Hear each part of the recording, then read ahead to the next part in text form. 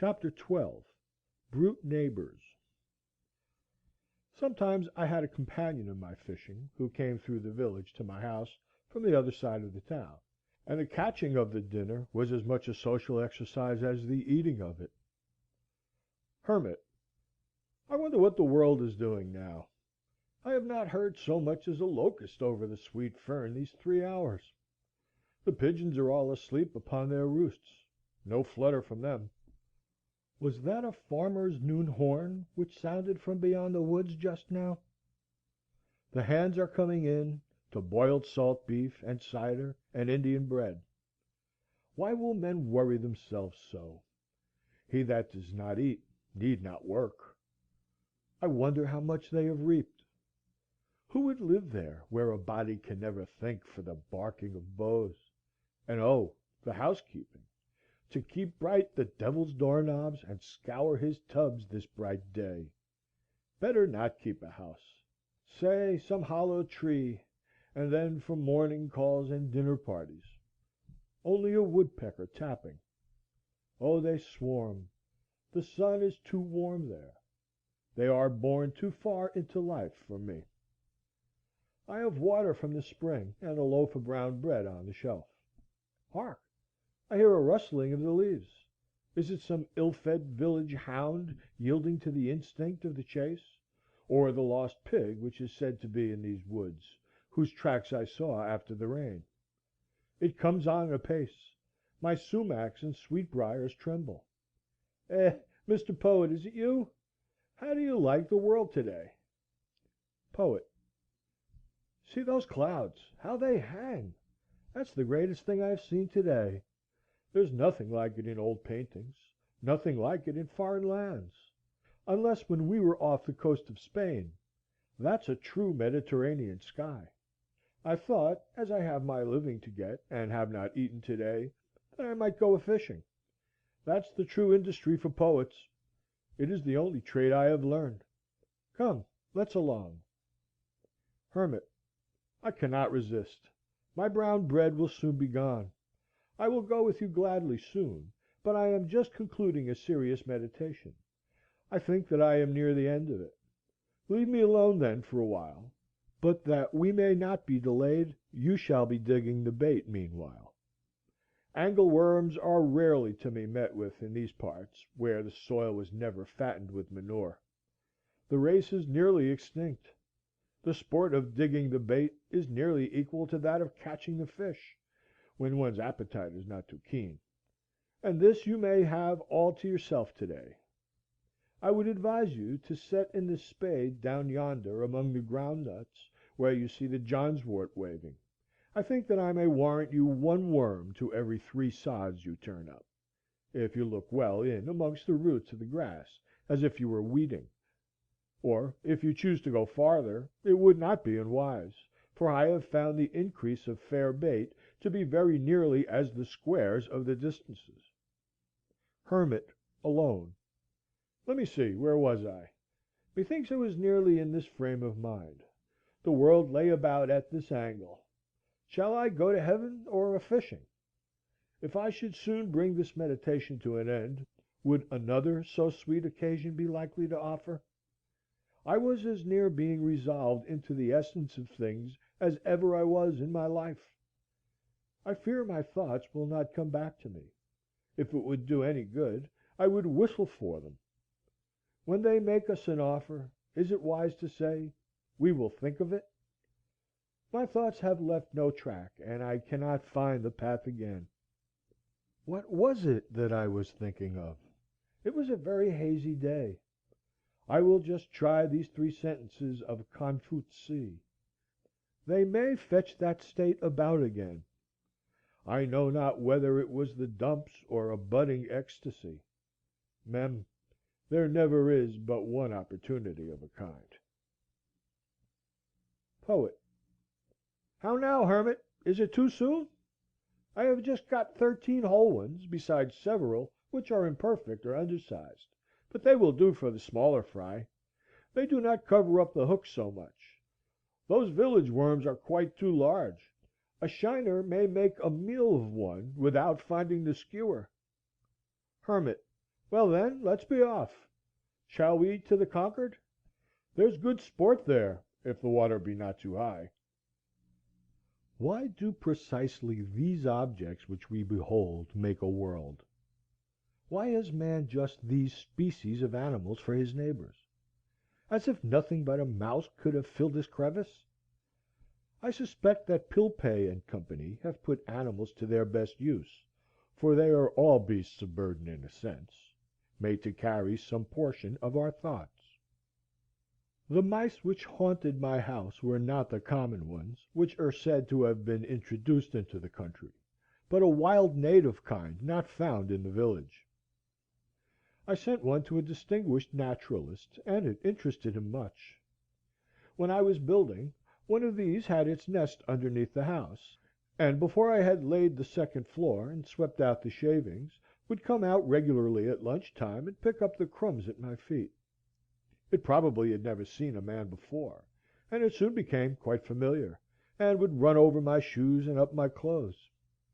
It could readily ascend the sides of the room by short impulses, like a squirrel, which it resembled in its motions. At length, as I leaned with my elbow on the bench one day, it ran up my clothes and along my sleeve, and round the paper which held my dinner, while I kept the latter close, and dodged and played at bo peep with it, and when at last I held still a piece of cheese between my thumb and finger, it came and nibbled it, sitting in my hand, and afterward cleaned its face and paws, like a fly, and walked away.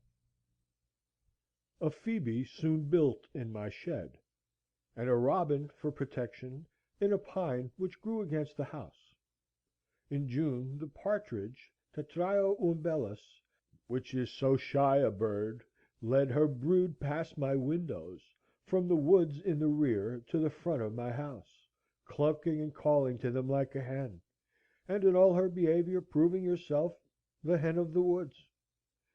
The young suddenly disperse on your approach at a signal from the mother, as if a whirlwind had swept them away, and they so exactly resemble the dried leaves and twigs that many a traveller has placed his foot in the midst of a brood, and heard the whir of the old bird as she flew off, and her anxious calls and mewing, or seen her trail her wings to attract his attention, without suspecting their neighborhood. The parent will sometimes roll and spin round before you in such a dishabille that you cannot for a few moments detect what kind of creature it is. The young squat still and flat, often running their heads under a leaf, and mind only their mother's directions given from a distance, nor will your approach make them run again and betray themselves. You may even tread on them, or have your eyes on them for a minute without discovering them. I have held them in my open hand at such a time, and still their only care, obedient to their mother and their instinct, was to squat there without fear or trembling. So perfect is this instinct, that once when I had laid them on the leaves again, and one accidentally fell on its side, it was found with the rest in exactly the same position 10 minutes afterward. They are not callow like the young of most birds, but more perfectly developed and precocious even than chickens.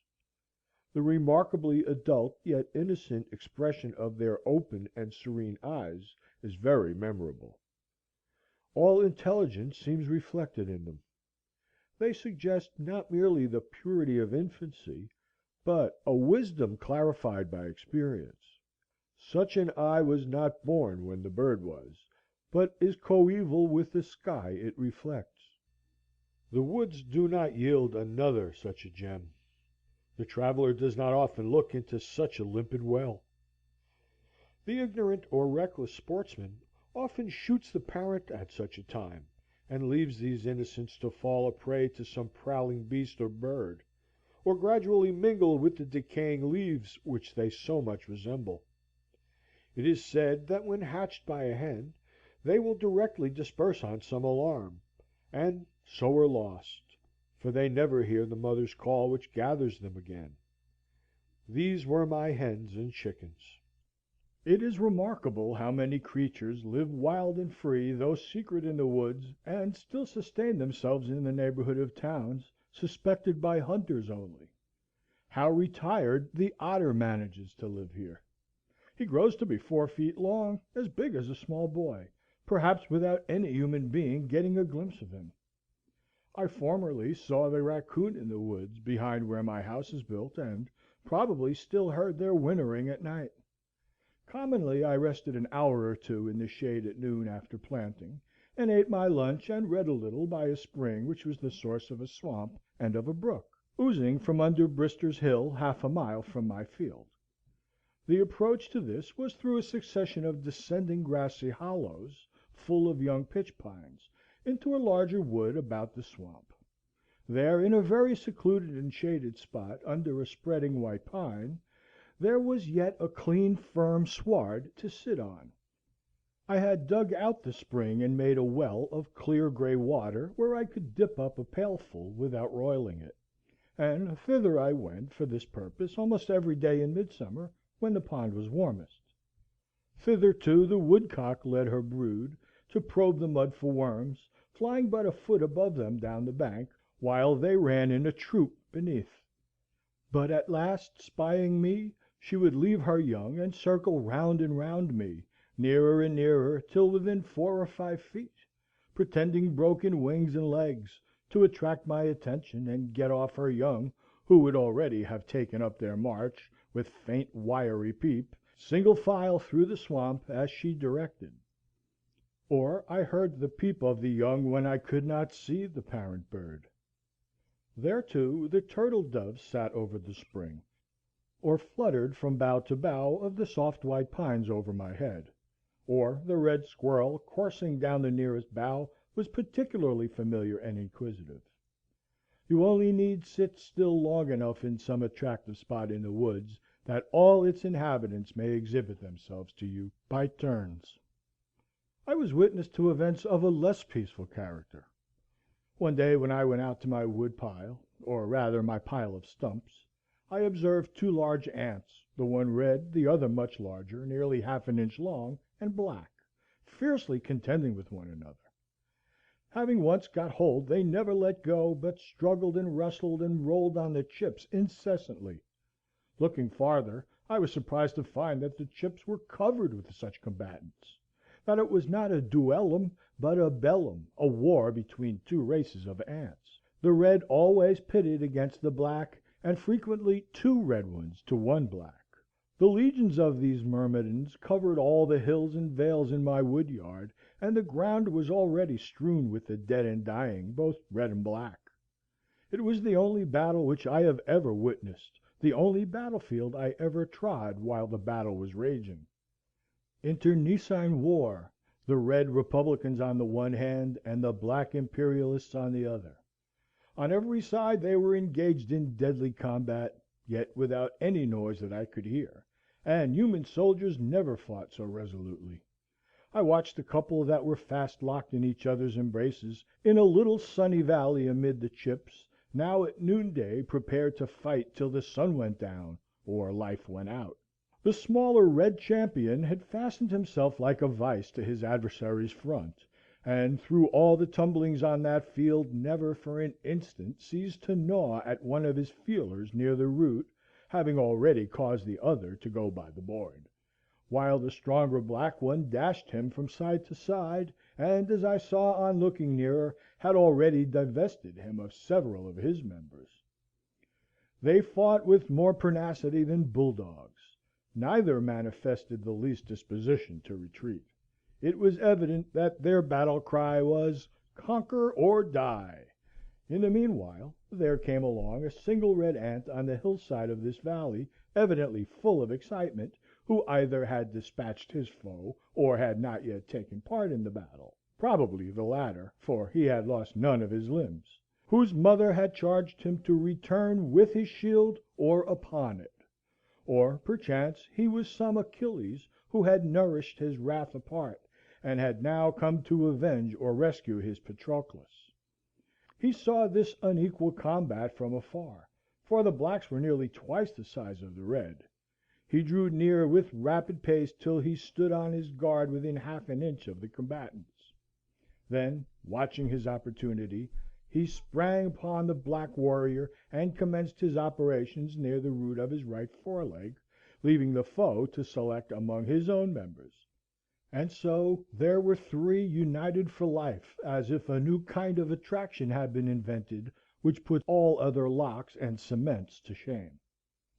I should not have wondered by this time to find that they had their respective musical bands stationed on some eminent ship and playing their national airs the while, to excite the slow and cheer the dying combatants.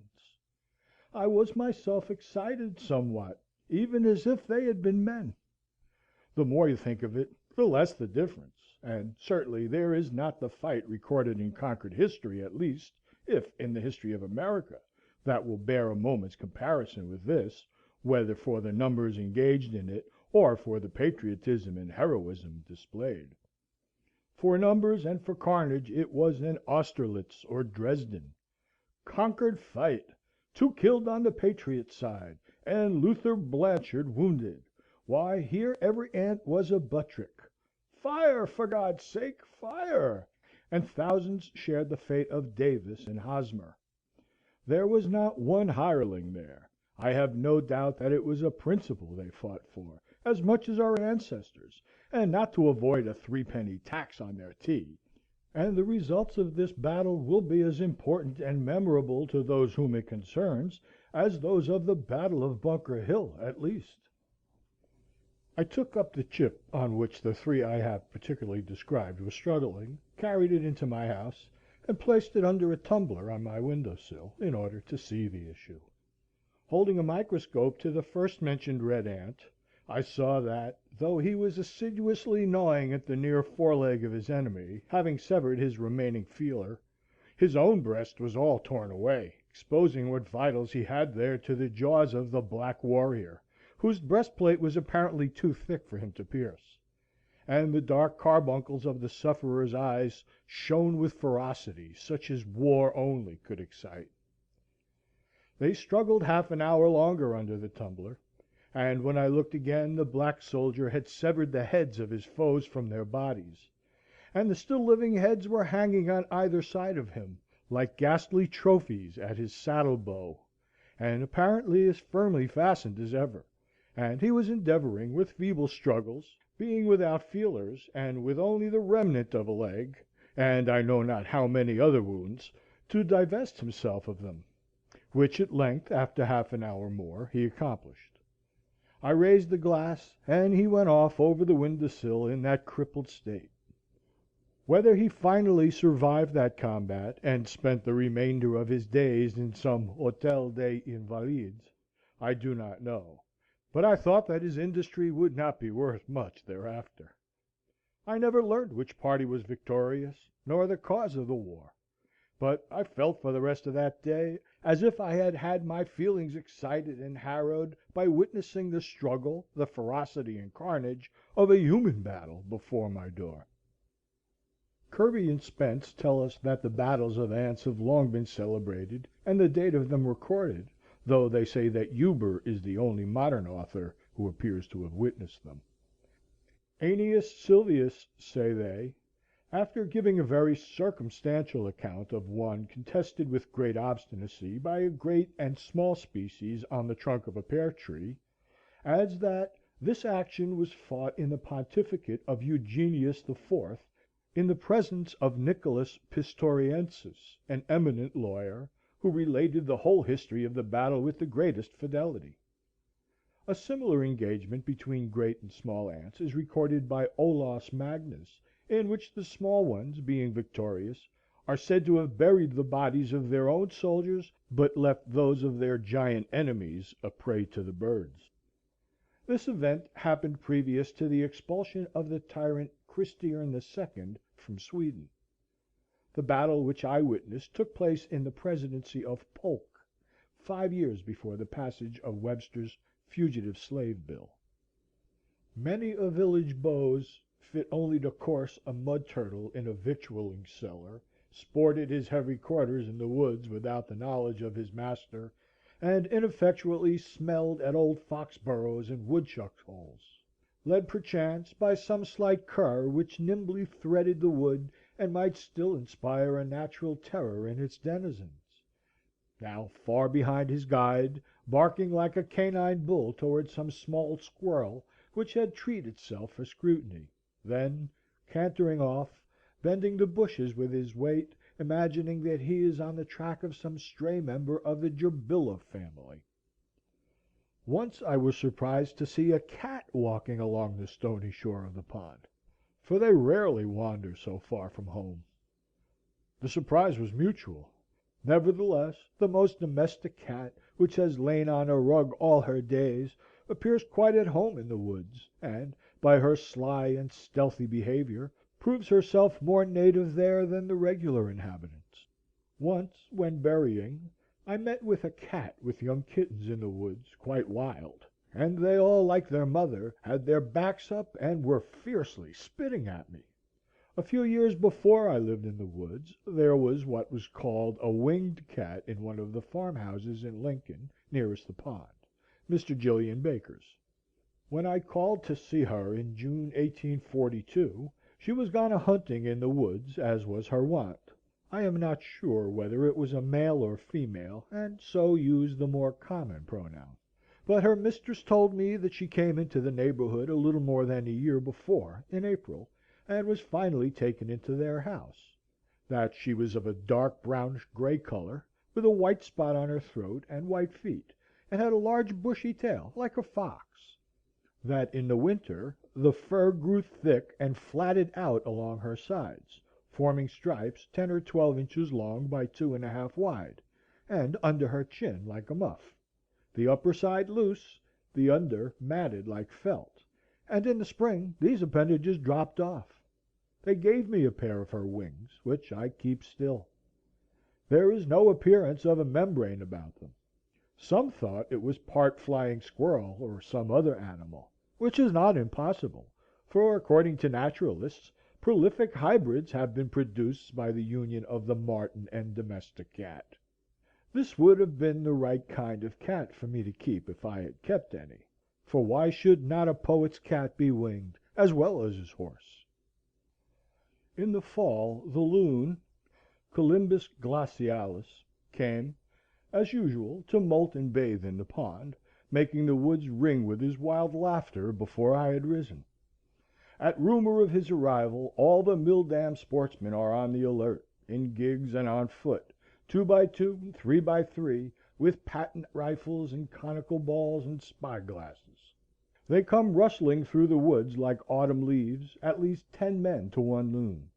Some station themselves on this side of the pond, some on that, for the poor bird cannot be omnipresent. If he dive here, he must come up there. But now the kind October wind rises, rustling the leaves and rippling the surface of the water, so that no loon can be heard or seen, though his foes sweep the pond with spy glasses and make the woods resound with their discharges. The waves generously rise and dash angrily, taking sides with all waterfowl, and our sportsmen must beat a retreat to town and shop and unfinished jobs. But they were too often successful. When I went to get a pail of water early in the morning, I frequently saw this stately bird sailing out of my cove within a few rods. If I endeavored to overtake him in a boat, in order to see how he would maneuver, he would dive and be completely lost, so that I did not discover him again sometimes till the latter part of the day. But I was more than the match for him on the surface. He commonly went off in a rain.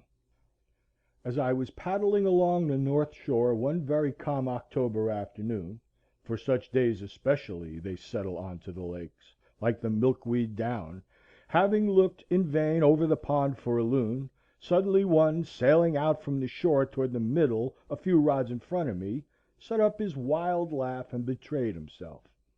I pursued with a paddle, and he dived, but when he came up I was nearer than before. He dived again, but I miscalculated the direction he would take, and we were 50 rods apart when he came to the surface this time, for I had helped to widen the interval. And again he laughed long and loud, and with more reason than before. He maneuvered so cunningly that I could not get within half a dozen rods of him. Each time, when he came to the surface, Turning his head this way and that, he coolly surveyed the water and the land, and apparently chose his course so that he might come up where there was the widest expanse of water and at the greatest distance from the boat. It was surprising how quickly he made up his mind and put his resolve into execution. He led me at once to the widest part of the pond, and could not be driven from it. While he was thinking one thing in his brain, I was endeavoring to divine his thought in mine. It was a pretty game, played on the smooth surface of the pond, a man against a loon. Suddenly your adversary's checker disappears beneath the board, and the problem is to place yours nearest to where his will appear again. Sometimes he would come up unexpectedly on the opposite side of me, having apparently passed directly under the boat. So long-winded was he and so unweariable that when he had swum farthest he would immediately plunge again nevertheless, and then no wit could divine where in the deep pond beneath the smooth surface he might be speeding his way like a fish, for he had time and ability to visit the bottom of the pond in its deepest part. It is said that loons have been caught in the New York lakes 80 feet beneath the surface, with hooks set for trout, though Walden is deeper than that. How surprised must the fishes be to see this ungainly visitor from another sphere speeding his way amid their schools! Yet he appeared to know his course as surely under water as on the surface, and swam much faster there.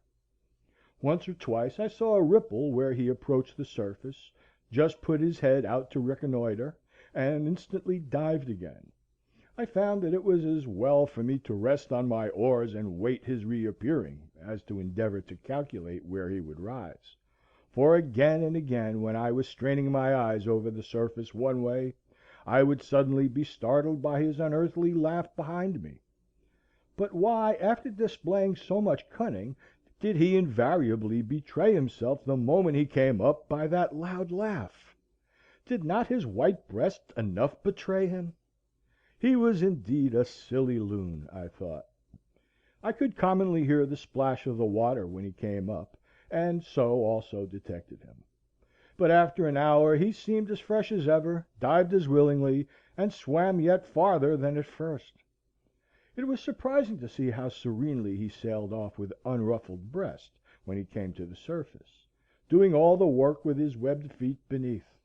His usual note was his demoniac laughter, yet somewhat like that of a waterfowl.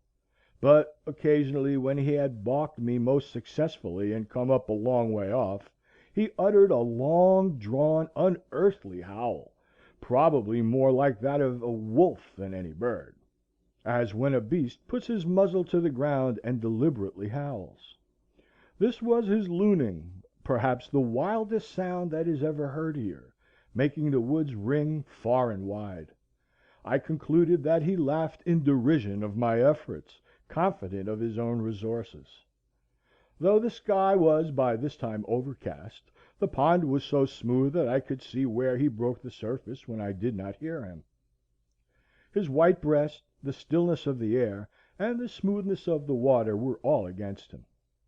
At length, having come up 50 rods off, he uttered one of those prolonged howls, as if calling on the god of loons to aid him, and immediately there came a wind from the east and rippled the surface, and filled the whole air with misty rain, and I was impressed as if it were the prayer of the loon answered, and his god was angry with me, and so I left him disappearing far away on the tumultuous surface.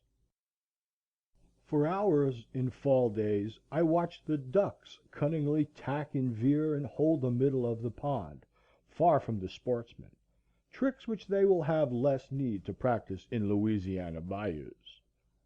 When compelled to rise, they would sometimes circle round and round and over the pond at a considerable height, from which they could easily see to other ponds and the river, like black motes in the sky, and when I thought they had gone off thither long since, they would settle down by a slanting flight of 1/4 of a mile on to a distant part which was left free, but what besides safety they got by sailing in the middle of Walden, I do not know, unless they love its water for the same reason that I do. Chapter 13.